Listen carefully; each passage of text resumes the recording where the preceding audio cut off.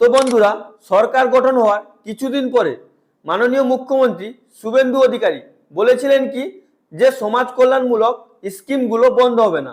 যেটা 30 বছর আগে থেকে চলছিল বা 10 বছর আগে থেকে চলছিল, সেগুলো কোনো স্কিম বন্ধ হবে না।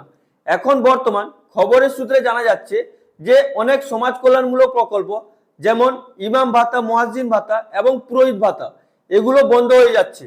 তো আপনাদের মনে অনেক রকম প্রশ্ন যে আমরা যে আগে থেকে পেতাম কন্যাশ্রী, রূপশ্রী, ঐক্যশ্রী, এগুলো যে স্কিমের টাকা পেতাম, আমরা কি ওই স্কিমের টাকাগুলো পাবো কি পাবো না? তো এই নিয়ে আপনাদের মনে অনেক রকম কোশ্চেন। আপনারা অনেকেই কন্যাশ্রী প্রকল্পে ফর্ম ফিল আপ করেছেন, যুবসাথী প্রকল্পে ফর্ম ফিল আপ করেছেন, বা কেউ কেউ বিয়ে করার সময় যে রূপশ্রী প্রকল্পে টাকা পান, আপনারা রূপশ্রী প্রকল্পেও ফর্ম ফিল আপ করেছেন।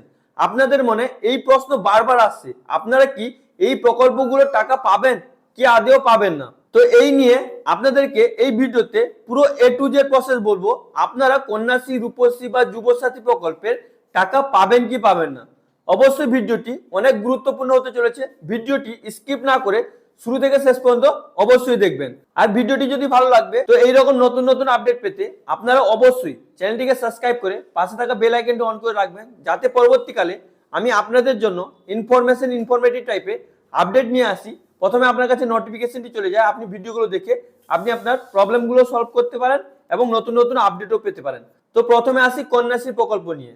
এই প্রকল্পটি মানে যে মেয়েগুলো কলেজে বা স্কুলে পড়তো তাদেরকে আর্থিক সহায়তা করে, মানে যাতে বেশি বেশি করে তারা পড়াশোনা করে, তাই জন্য তাদেরকে আর্থিক একটা সহায়তা করা হতো। তো আমাদের মুখ্যমন্ত্রী শুভেন্দু অধিকারী মহাশয় প্রথমে বলেছিলেন যে আগে থেকে 30 বছর আগে থেকে বা 10 বছর আগে থেকে যে প্রকল্পগুলো চলতো সে প্রকল্পগুলো বন্ধ করা হবে। তো বর্তমান কিছু কিছু প্রকল্প বন্ধ হয়ে যাচ্ছে, যেমন ইমাম ভাতা, মুয়াজ্জিন ভাতা এবং পুরোহিত ভাতা, এগুলো বন্ধ হয়ে যাচ্ছে।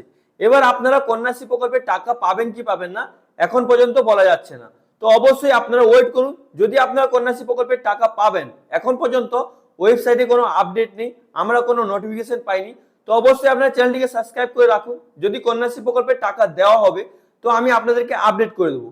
এবং যারা যারা অ্যাপ্লিকেশন করে দিয়েছেন, আপনাদের মনে অনেক রকমের প্রশ্ন আসছে আপনারা পাবেন কি পাবেন না।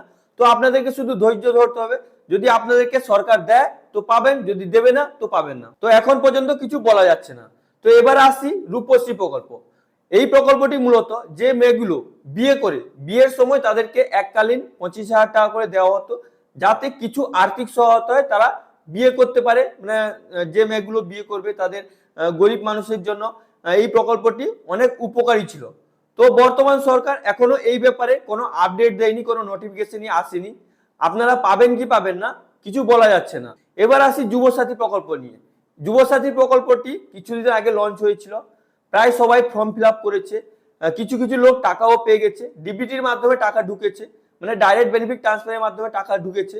মানে যদি গভর্নমেন্টের সাবসিডির টাকা পেতে হয় তাহলে আপনার ব্যাংক অ্যাকাউন্টে ডাইরেক্ট বেনিফিট ট্রান্সফারটি অ্যাক্টিভ করাতে হবে। তো যদি আপনার এখনো পর্যন্ত ব্যাংক অ্যাকাউন্টে ডাইরেক্ট বেনিফিট ট্রান্সফার অ্যাক্টিভ করা নেই, আগে থেকে ওই ভিডিওগুলো এই চ্যানেলে আপলোড করা আছে, আপনি ওই ভিডিওগুলো দেখে আপনি নিজে বাড়িতে বসে আপনি আপনার ব্যাংক অ্যাকাউন্টে ডিবিটি করতে পারবেন।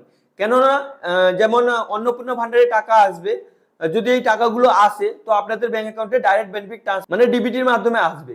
তো অবশ্যই আপনি ভিডিওটি দেখে আপনি আপনার ব্যাংক অ্যাকাউন্টে নিজে বাড়িতে বসে ডিবিটি করে দেবেন। তো যুবসাথী প্রকল্পে যেমন এই নামটি চেঞ্জ করে যুবসাথী বাদ দিয়ে যুব শক্তি প্রকল্পের টাকা দেওয়া হবে এমনটা ঘোষণা করা হয়েছিল। তো এখনো পর্যন্ত আমরা অফিসিয়ালি কিছু আপডেট পাচ্ছি না যে আপনাদের ব্যাংক অ্যাকাউন্টে যুব শক্তি প্রকল্পের টাকা আসবে কি আসবে না। তো অবশ্যই আপনারা চ্যানেলটিকে সাবস্ক্রাইব করে পাশে থাকা বেল আইকনটি অন করে রাখবেন, আমি আপনাদেরকে নোটিফাই করে দেবো আপনাদেরকে এইগুলো প্রকল্পের টাকা দেওয়া হবে কি হবে না। যেমন কন্যাশ্রী, রূপশ্রী, যুবসাথী প্রকল্পে আরো অনেক রকম প্রকল্প আছে, ওগুলোর টাকা আপনারা পাবেন কি পাবেন না। তো আমরা শুনেছিলাম মানে সরকার গঠন হয়ে যাওয়ার পর আমাদের মুখ্যমন্ত্রী মাননীয় শুভেন্দু অধিকারী বলেছিলেন যে 30 বছর বা 10 বছর থেকে চালু করে যে সমস্ত প্রকল্পগুলো আছে কোনোটাই বন্ধ হবে না। আমরা এখন দেখতে পাচ্ছি অনেকগুলো স্কিম বন্ধ হয়ে যাচ্ছে, এগুলো চালু হবে কি হবে না এখন আমাদের কাছে কোনো ক্লিয়ারেন্স নেই। তো অবশ্যই আপনারা চ্যানেলটিকে ফলো করে রাখবেন, আমি আপনাদেরকে অবশ্যই আপডেট করে দেবো।